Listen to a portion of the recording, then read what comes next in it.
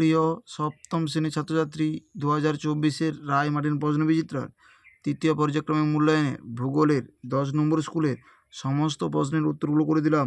10 নম্বর school 2-এর দাগে পৃথিবীর পরিক্রমণ গতির অপর নাম হলো বার্ষিক গতি, অপশান বি। উত্তর গোলার্ধের সবচেয়ে বড় দিন হলো 21শে জুন, অপশান সি।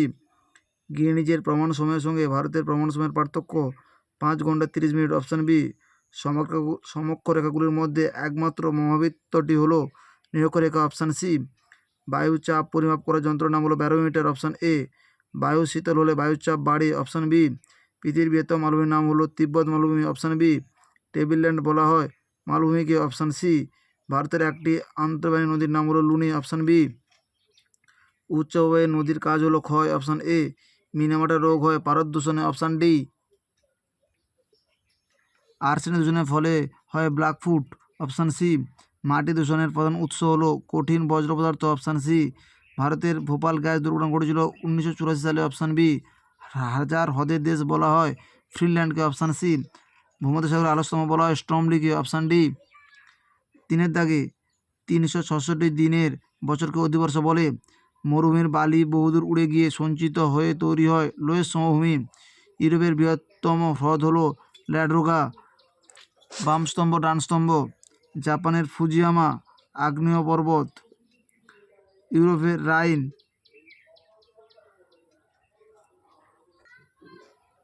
ইউরোপের রাইন আন্তর্জাতিক নদী। বায়ুর চাপ পরিমাপের একক মিলিবার। আদমশুমারি আন্তর্জাতিক নদী। আমুদরিয়া আন্তর্জাতিক নদী। সিদ্ধাগে ঠিক সত্য হলে ঠিক, অসত্য হলে ভুল। প্রথম প্রশ্নের উত্তরটি হবে ভুল, দ্বিতীয় প্রশ্নের উত্তরটি হবে ঠিক, তৃতীয় প্রশ্নের উত্তরটি হবে ঠিক, চতুর্থ প্রশ্নের উত্তরটি হবে ভুল। ডির দাগে একটি বা দুটি ভাগে উত্তর দাও। পৃথিবীর মোট 100 ভাগ জলের কত ভাগ সমুদ্রের জল, নোনা জল? 97 ভাগ। কোন ঋতুতে বায়ুচাপ সবচেয়ে বেশি হয়? শীত। জিপিএসের পুরো নাম গ্লোবাল প্রসেসিং সিস্টেম, লিখে দেওয়া আছে, তোমরা একটু দেখে নিও। ট্রাক ফার্মিং কাকে বলে? এই প্রশ্নের উত্তরটি 4 নম্বর স্কুলে দেখানো আছে, তোমরা একটু দেখে নিও। ইউট্রিফিকেশন কাকে বলে? এই প্রশ্নের উত্তরটি 9 নম্বর স্কুলে দেখানো আছে, 192 নম্বর পৃষ্ঠা 9-এর দাগে 9 নম্বর স্কুলে দেখানো আছে, তোমরা একটু দেখে নিও। মুক্তিবেগ কাকে বলে? 24 নম্বর পৃষ্ঠা 6 দাগের প্রশ্নের উত্তরটি তোমরা দেখো। 24 নম্বর পৃষ্ঠা 6 দাগের প্রশ্নের উত্তরটি তোমরা দেখো। মুক্তিবেগ কাকে বলে? আদর্শ নদী বলতে কি বোঝো? 141 নম্বর পৃষ্ঠা 2-এর দাগের প্রশ্নের উত্তরটি তোমরা দেখো। 141 নম্বর পৃষ্ঠা 2-এর দাগের প্রশ্নের উত্তরটি হলো আদর্শ নদী কাকে বলে?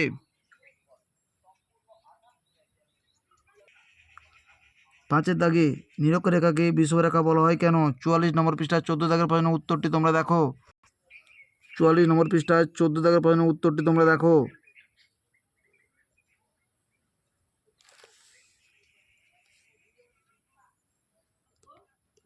অনুসুর অবস্থান ও অপসুর অবস্থান বলতে কি বোঝো? 21 নম্বর পৃষ্ঠা 2-এর দাগের প্রশ্নের উত্তরটি দেখো।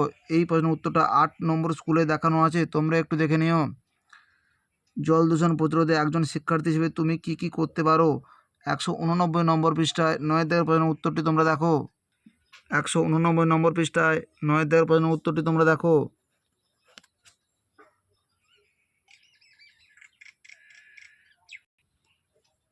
রূঢ় শিল্পাঞ্চল গড়ে ওঠার 3টি কারণ।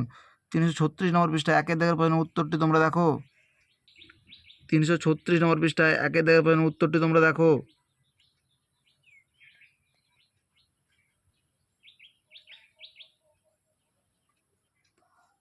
ছয়ের দাগের প্রশ্নের উত্তরটি হলো নদীর মধ্যগতিতে সৃষ্ট ভূমিরূপগুলির চিত্র সহ আলোচনা করো।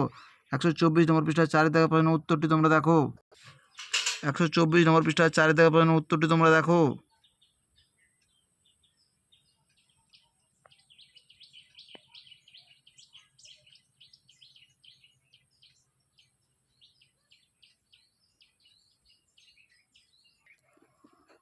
জনজীবনে নদীর প্রভাব আলোচনা করো। 127 নম্বর পৃষ্ঠায় 8-এর দাগের প্রশ্নের উত্তরটি তোমরা দেখো।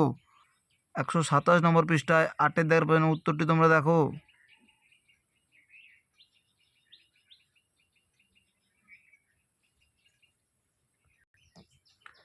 বায়ুর উচ্চচাপ ও নিম্নচাপের মধ্যে পার্থক্য লেখো। 78 নম্বর পৃষ্ঠা 1-এর দাগের প্রশ্নের উত্তরটি তোমরা দেখো। এই প্রশ্নের উত্তরটি 8 নম্বর স্কুলে দেখানো আছে, তোমরা একটু দেখে নিও। ইউরোপ মহাদেশের সমৃদ্ধির কারণগুলি লেখো। 316 নম্বর পৃষ্ঠা 1-এর দাগে এই প্রশ্নের উত্তরটিও 8 নম্বর স্কুলে দেখানো আছে, তোমরা একটু দেখে নিও। আমাদের ভিডিওটি যদি তোমাদের ভালো লাগে তাহলে তোমরা লাইক করো, শেয়ার করো। আমাদের চ্যানেলে নতুন হয়ে থাকলে চ্যানেলটিকে সাবস্ক্রাইব করে পাশে থাকো নতুন নতুন ভিডিও পাওয়ার জন্য।